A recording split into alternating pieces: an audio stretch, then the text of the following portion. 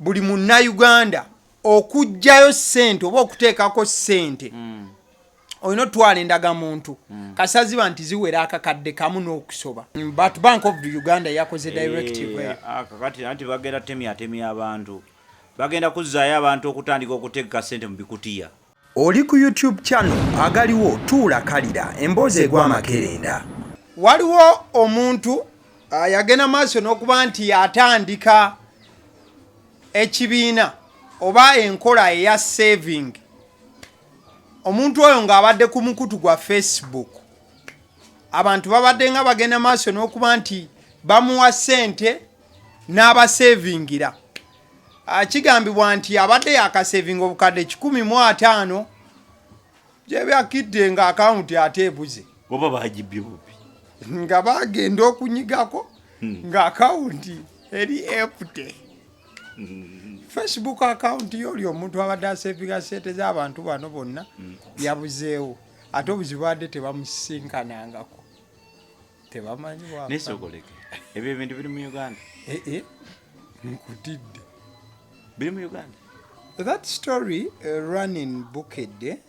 I think a story around is a story around is a book. No, but tuze abasidi omususu ziderinye byange agaliwo gwe mukutu kwe tuli mwami Obote ajja babuza akebigambo olwaleero njagala kubasaba mulaikinge agaliwo information neno zigende wala nnyo kuba kati okusinza ku kyogeddwa kiraga nti abantu abamu tebalaba bye twogera wano ebyo bintu abibalabuladde emyezi nga 6 emabega tubagamba nti omuntu takusavingira ssente Ushegede. No abuli obukoddo bwolina. Enfafa. Babuzeeko netu. Bane muri mutya. Mwasuze mutya, mwasibye mutya. Mwebale emirimu gye mutusaako engalo. Mbwe tubanga tubudaawo ogenda mu nsonga zigenda maaso kubanga zitambula mu ggwanga okusookera ddala. Kale wali emabega tetwakyogerako but kyayise.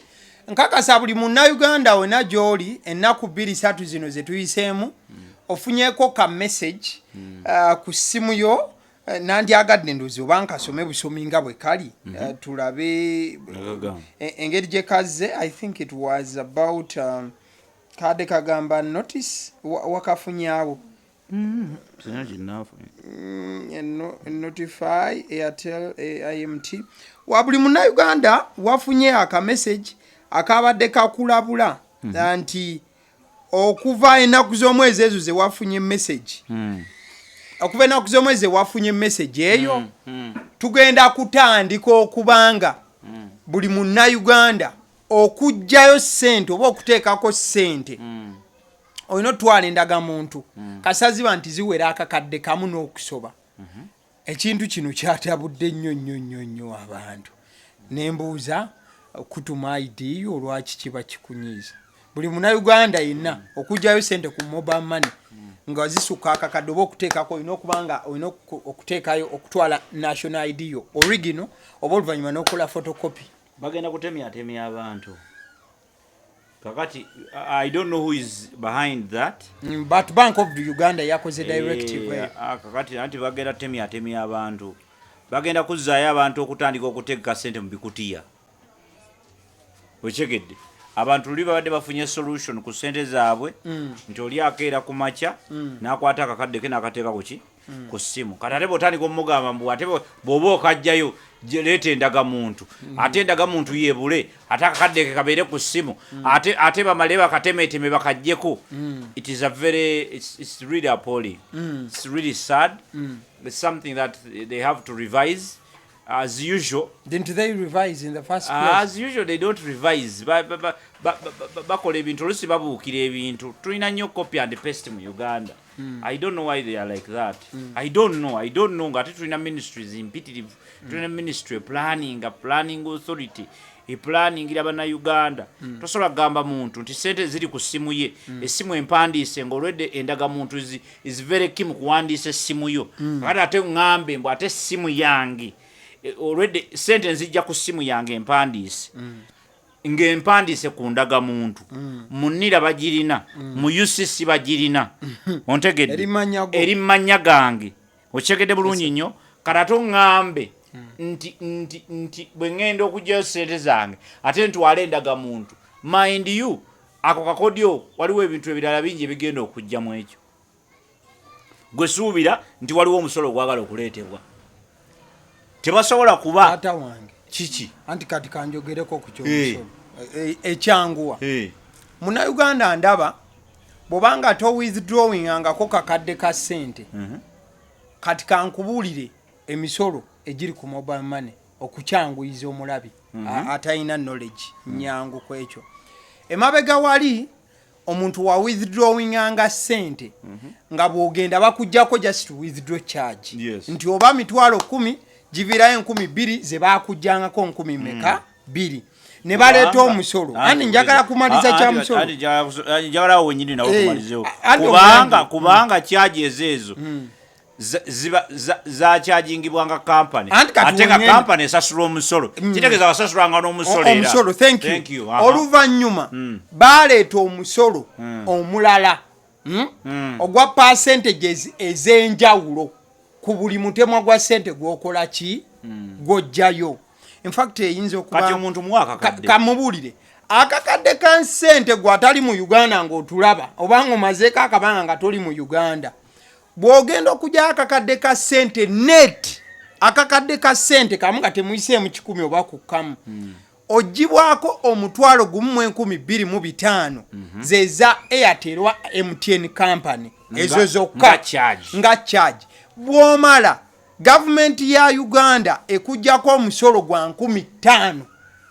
ku kakadde k'essente gwe mutwalo gumu mu kasanvu mu 5 ekyo nkibula abantu oba obadde tojjangayo kakadde kati bw'oŋŋamba nti waliwo omusolo omulala oguleetebwa genda mu maaso ne submission kakati kyolina okutegeera nti for okuba ntuwangadde mu nsi muno ebbanga ddene ate ensinga Uganda ekimu ku kyolina okutegeera nti teri alumirirwa nga talina kigendererwa okitegedde tewaliwo yenna yakireese alina ekigendererwa nti nga kimaze okunnyikira mu bantu nga kimaze okunnyikira kubanga tekinnannyikira mukyakitagaza era kigenda kubeerawo kyova olaba my submission nkugabe bagenda kwetemyatemya abantu yenna yakireese for security purposes we are telling you nti abantu bajja kutandika okwetemera mu mayumba lwaki oli ajja kubeera n'ekisawo kye ky'essente mu nnyumba ekimu ku kirutulumisa obwavu olwaleero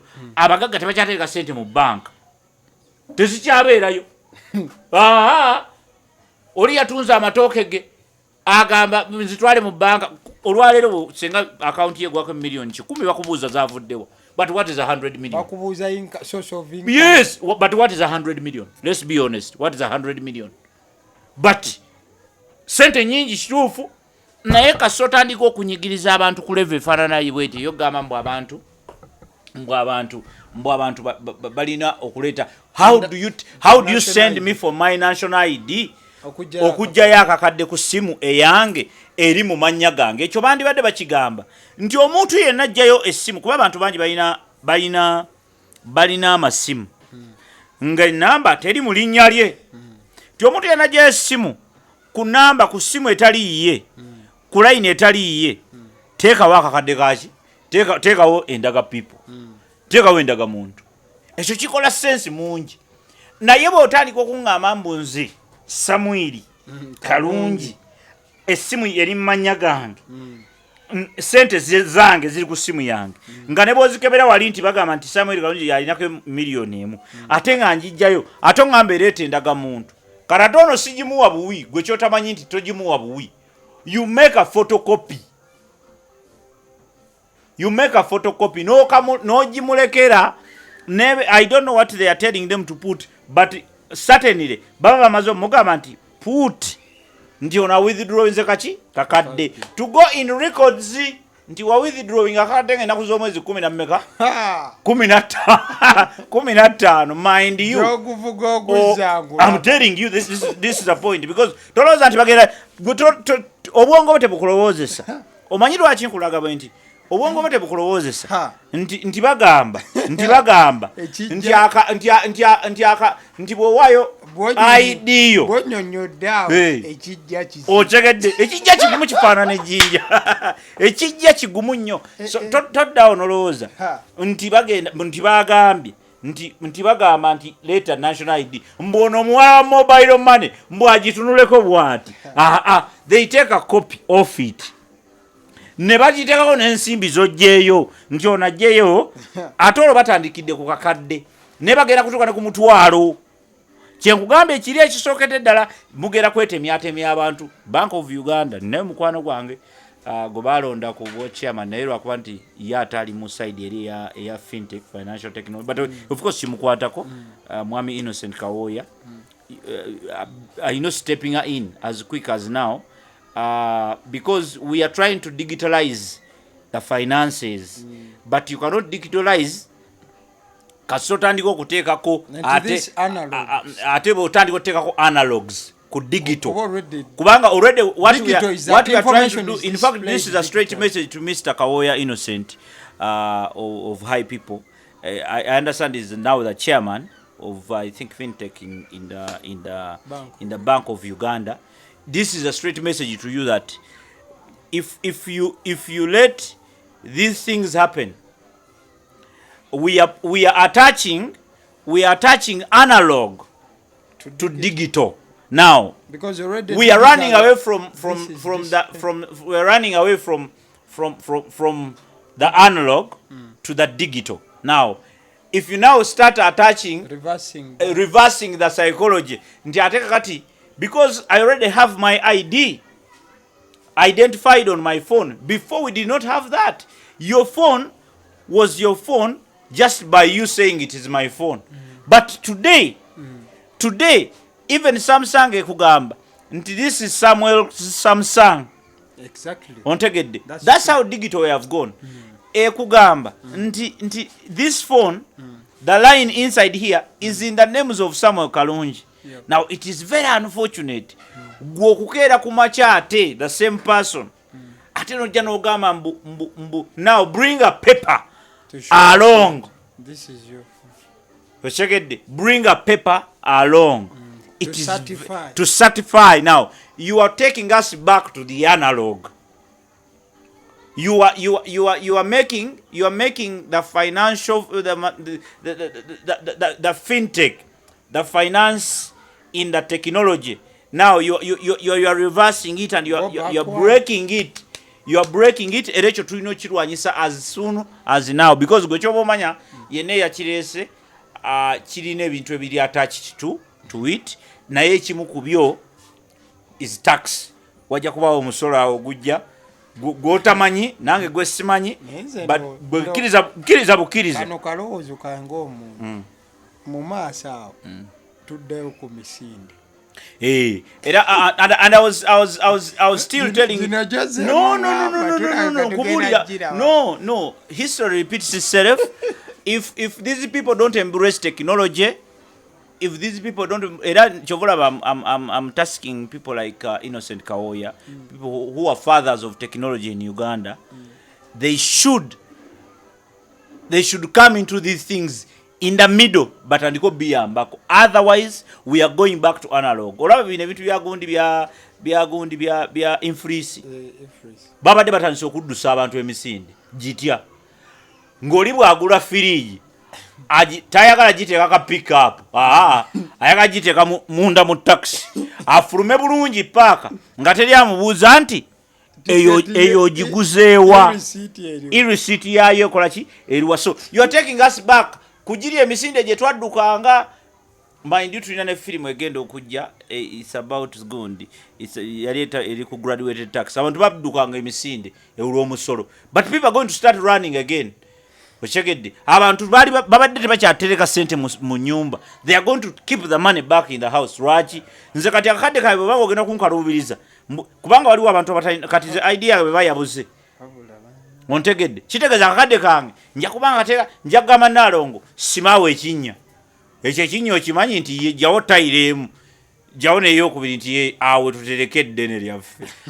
Tegedde kitegeeza nti ogira bugizo oti akati abantu bajja batema oli bamanya nti nno nina milioni 2 mu nyumba akulumbe olaba bade batulumba ku masimu olujja alukulamu